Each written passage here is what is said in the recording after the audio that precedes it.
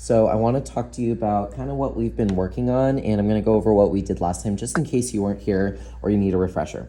So what I asked you to do was I wanted you guys to write your name, so you could do your letters however you wanted, and then I asked you guys to bubble your letters. So what we did was we took our pencil and we traced it. You can take an eraser, either the one on your pencil or the one in the bin, doesn't matter to me, and erase the inside.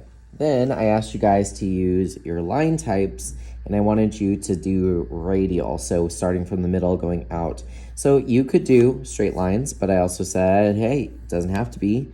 If you feel more comfortable, do a zigzag. And look, I'm going through the letters to make it look like the line is going behind letters. But remember, you could also go over the letters too. That's fine. Guys, to take a Sharpie, because remember, this has to be clear, and go over all of your lines. Next up, I want you to think about pattern versus variety.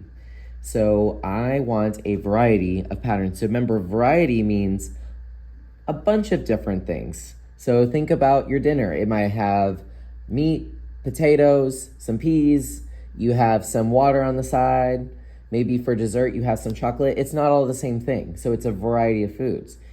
Variety makes things interesting. Pattern is anything that repeats. So stripes could be pattern, letters could be pattern, and colors could be pattern. I want to see both variety and pattern in your artwork. Think creatively, how can you add something new to each one? Here's a really easy trick. Find one side of the letters, take the jumbo Sharpie, and just amplify it. One side of the letter. So you can kind of see like, ooh, because I'm only adding this line, this really thick line, to one side, it's making the image much more interesting. These letters kind of look like they're coming right at you. And so that is an option for you. This is not required at all, but some people were interested in kind of making their image pop.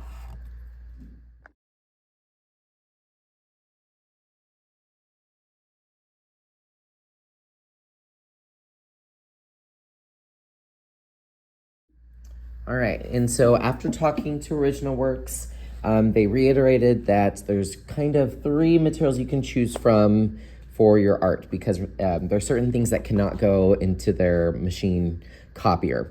Don't ask me why, I don't know. So what you could use crayon. Now I know you're thinking, oh, crayon's boring. Well, it doesn't have to be. What I love about crayon is that there's multiple colors in one crayon. How many colors do you think this crayon has? If you said 1, I'm so sorry, but you're wrong. But look, if you press harder, you get almost a totally different color. It looks a little bit darker. But look, you can get some really cool gradients that way. It kind of makes this, look like it has some shine or something. I love crayon for that reason because you can do a lot with crayon and get multiple different shades and tones out of it. Cool, right?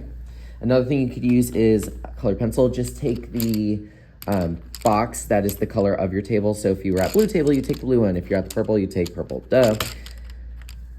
And same thing. You can go light with the colored pencil and then go dark with it and get a gradient. Amazing. You can even have it kind of change colors. So maybe it turns from green to blue up here. Like magic. Look, you got an amazing little gradient, and you could keep that going. So think about how you want to color. And the last one is marker. If you want to use marker, amazing. Marker is great for like adding stripes. So this could add to your variety, because remember that is something I'm looking for. There should be evidence of that you know what variety is. Like I said, if you want to add pattern to the letters, amazing. If not, that's cool as well. They can just be one color. But I'm gonna give myself 20 minutes and I'll be right back.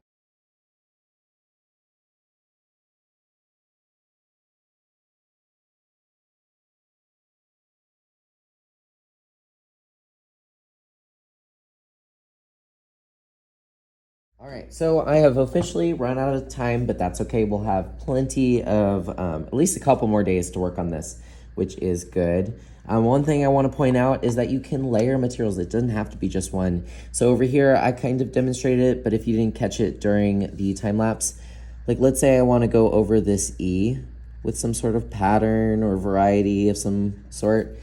So I have that marker there, but I can overlap it with either a colored pencil or even a crayon, and it's not gonna go anywhere. And I think it adds a little bit to the interest and the variety. Now I have a variety of color too. So don't be afraid to layer materials as well. If you end up finishing or it's the end of class, I want you guys to take a photo for your portfolio. So I'll give you guys a heads up when it's time, but at the very end, I want you guys to find your portfolio. It's under classwork, click.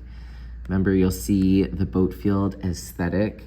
And if you didn't finish slide 1 and 2, definitely get that done today. Slide number 6 is where I want you to put your image, and this will be kind of like the before image. So this is not supposed to be done. You'll press insert, image, and camera. So you'll go down here, click, and then of course take your photo, but I can't do it because I'm holding a phone. All right, and so that's what's due today. Have an amazing one, and I can't wait to see what you guys come up with.